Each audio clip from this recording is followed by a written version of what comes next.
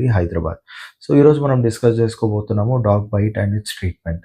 So, ఈరోజు నేను ఈ టాపిక్ ఎంచుకోవడానికి కారణం ఇటీవల కాలంలో చాలామంది రేబీస్ వ్యాధి బారిన పడి చాలామంది ప్రాణాలు కోల్పోతున్నారు. డాగ్ బైట్ అయిన తర్వాత అసలు వాళ్ళు ఏం చేయాలి? వ్యాక్సినేషన్ వేసుకోవాలా? వద్దా? ఇవన్నీ వాళ్ళకి తెలియక అవగాహన లోపం వల్ల వాళ్ళు ప్రాణాలు కోల్పోతున్నారు. సో, వాళ్ళ గురించి కొద్దిగా అవగాహన నేను క్రియేట్ చేయడానికి టాపిక్ నేను స్టార్ట్ చేస్తున్నాను.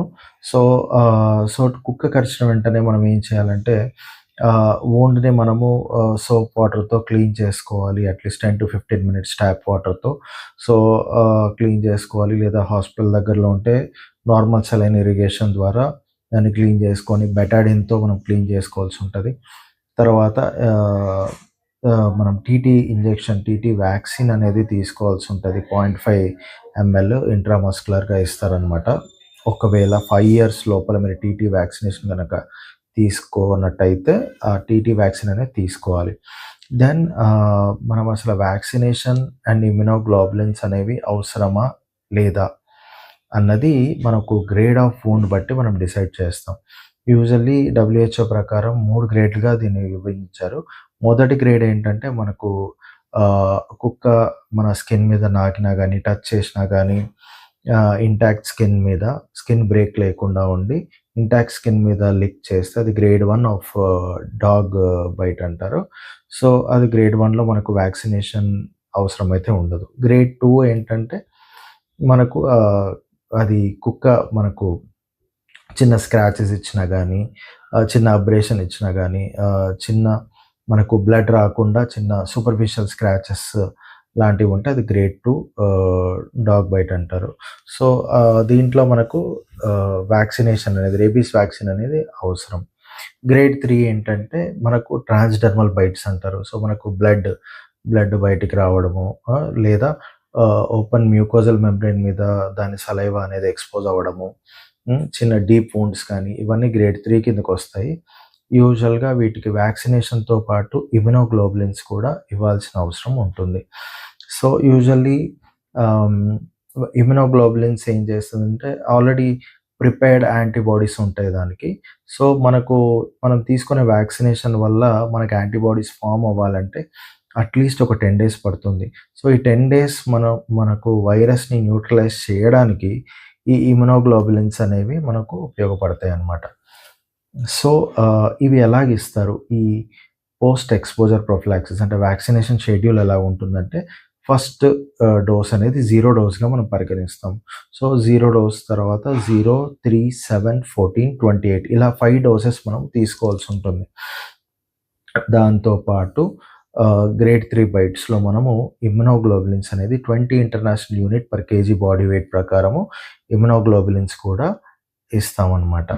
సో, ఇమ్యునోగ్లోబులిన్స్ యూజువల్లీ మనకు ఈ రేబీస్ వ్యాక్సిన్ అనేది 1 ఎంఎల్ తీసుకొని యూజువల్లీ భుజం డెల్టాయిడ్ ఏరియాలో యూజువల్‌గా మనం ఇస్తాము. ఎందుకంటే గ్లూటియల్ రీజన్ అంటే బ్యాక్ రీజన్‌లో మనం జనరల్‌గా అవాయిడ్ చేస్తాం. ఎందుకంటే అక్కడ ఇమ్యూన్ రెస్పాన్స్ అనేది తక్కువగా ఉంటుంది. సో, ఈ ఏదైతే ఇమ్యునోగ్లోబులిన్స్ యూజువల్‌గా మనము వూండ్ సైట్‌లోనే దాదాపు ఇచ్చేస్తామనమాట. సో, వ్యాక్సిన్ ఇచ్చిన ప్లేస్ దగ్గర మనము ఇమ్యునోగ్లోబులిన్స్ అనేది ఇవ్వకూడదు. సో, వూండ్ సైట్‌లో మాక్సిమం ఇచ్చేసి మిగిలిన ఇమ్యునోగ్లోబులిన్స్ తొడ దగ్గరో ఇంకా వేరే చోట మనం ఇవ్వచ్చు ఇంట్రామస్కులర్‌గా.